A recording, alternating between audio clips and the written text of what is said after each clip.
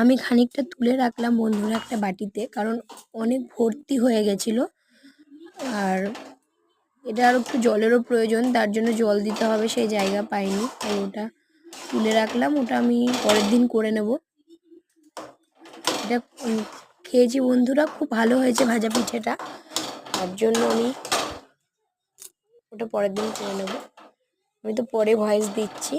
তো যাই হোক, এবার একটু মশলা অ্যাড করছি, একটু হলুদ গুঁড়ো, একটু ভাজা মশলা দিয়েছি, মানে ধনে জিরে শুকনো খোলায় নেড়ে দিয়ে গুঁড়ো করে রেখেছিলাম, ওটা দিলাম। ওটা আমি ঘরেই বানিয়েছিলাম।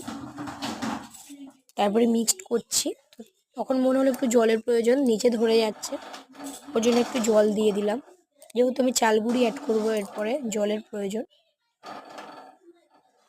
এবার মিশিয়ে নিচ্ছি মশলাটা।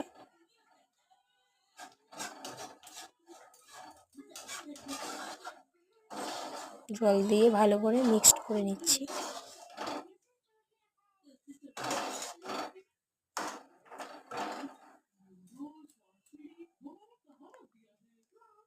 একটু গুড় দিচ্ছি, আমি গুড় দিয়েই পুরো পিঠেটা রান্না করেছি। আপনারা যদি চান চিনি দিতে পারেন, অথবা গুড় চিনি দুটো মিক্সড করে দিতে পারেন। আমি শুধু গুড় দিয়েই করেছি, চিনি দিইনি।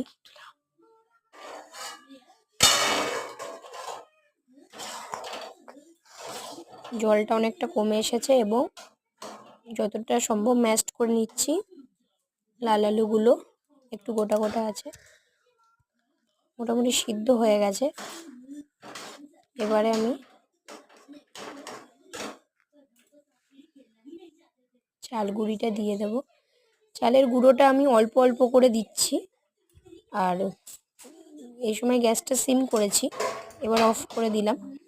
তো দিচ্ছি, তো দেওয়ার পরে মিক্স করছি, মিশিয়ে মিশিয়ে নিচ্ছি। আমি একবারে পুরোটা দিইনি, কারণ দিলে আমার পক্ষে নাড়ানোটা খুব মুশকিল হয়ে যাবে, মেশানোটা মিক্স ভালো হবে না, তার জন্য অল্প অল্প করে দিচ্ছি। আর খুন্তি দিয়ে মানে মিশিয়ে নিচ্ছি। যেহেতু অনেক গরম আছে, হাত দিতে পারবো না, এই সময় হাত দেওয়া সম্ভব না, তাই আমি খুন্তি দিয়ে মিক্স করে নিচ্ছি।